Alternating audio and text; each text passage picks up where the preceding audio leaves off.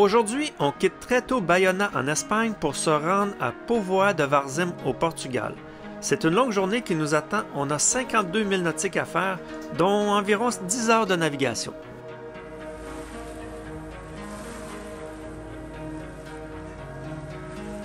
On a choisi une météo clémente avec une mer calme pour cette journée de navigation. Malgré tout, on a une boule dans l'estomac. Face à cette journée le long de la côte portugaise, on va vous expliquer pourquoi dans cet épisode. D'abord, il y a peu d'endroits où se réfugier le long de la côte portugaise et les quelques abris ou marinas disponibles peuvent être fermés à la fois pour y entrer ou pour en sortir. Comme toutes les navigations précédentes, nous avons bien préparé tout notre trajet. Mais cette fois-ci, il y a d'autres éléments qui s'additionnent. Nous devons connaître la force de la marée, s'il est rentrante ou sortante. En plus, il faut savoir si les ports sont ouverts ou fermés pour l'heure que nous prévoyons d'arriver. Nous avons été très contents de découvrir l'application qui nous montre l'état de chaque port. Si vous vous demandez si un port est ouvert ou fermé, sachez que dès qu'il y a de la houle venant de l'ouest, des vagues déferlantes empêchent le passage à l'entrée du port. Avant de partir vers un nouveau port, on doit s'assurer que le port de départ est au feu vert et que celui d'arrivée est aussi au feu vert. Car en cas de feu rouge, on n'a pas d'autre choix de rester au large de la côte et de continuer son chemin. J'ai envie de vous expliquer pourquoi il se forment ces vagues déferlantes. En fait, dans la côte portugaise, on peut passer de 2000 mètres de profondeur à 40 mètres de profondeur seulement à un espace de 2000 nautiques. On s'aperçut aussi que plus on descendait au sud, plus le port était en feu vert. Mais attention, d'autres dangers nous attendaient plus au sud.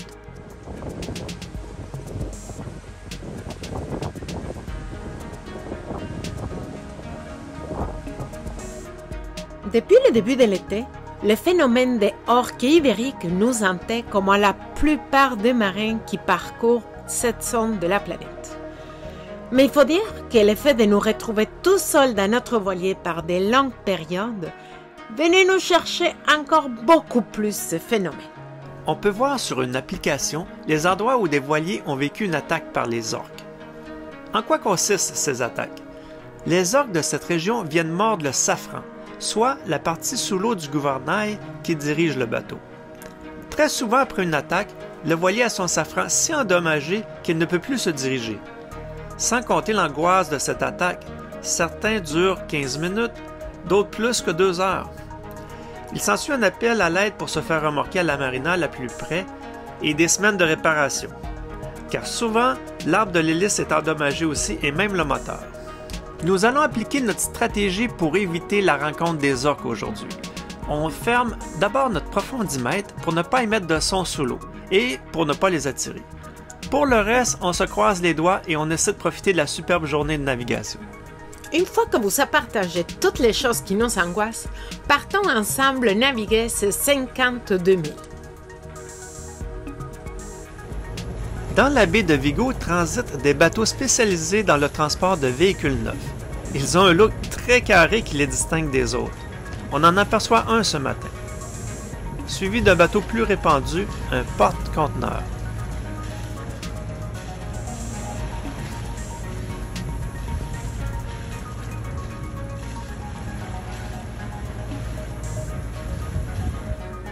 En début d'après-midi, nous avons, comme chaque navigation, la visite des dauphins. Cette fois-ci, c'est plus que 20 et ils vont rester avec nous pendant plus ou moins 1 heure.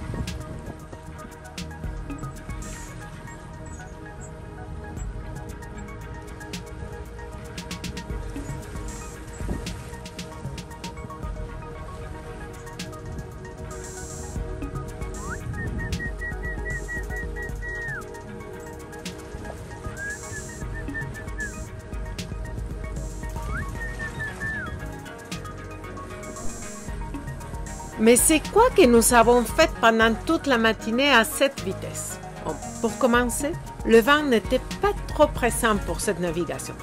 Donc malheureusement, on a dû avancer un bon moment au moteur. C'est à ce moment qu'on en profite aussi pour lire. Eux qui sont fatigués, ils peuvent aller même faire une sieste. Par contre, il y en a toujours un de nous trois qui est à la barre pendant au moins 3 heures. On doit surveiller tous les cargos et toutes les conditions de la mer. Après toutes ces heures de moteur, nous ne sommes plus capables de plus. Donc même si le vent n'est pas trop fort, on va sortir les génois et avancer à la vitesse que le vent nous le permet.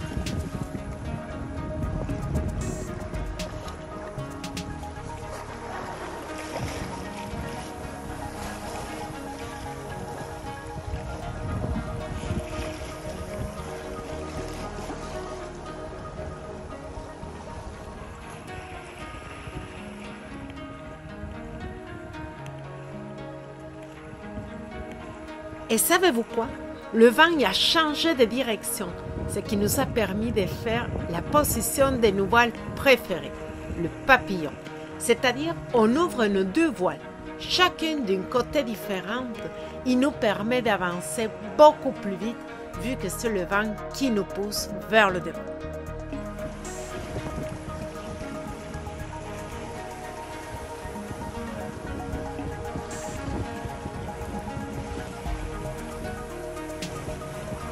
On a même croisé une bouée de météorologie marine.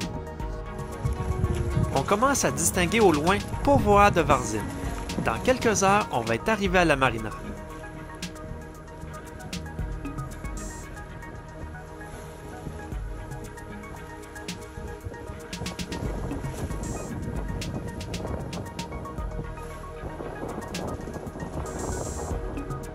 Le soleil se couche et liberté sur l'océan est bien accostée au quai.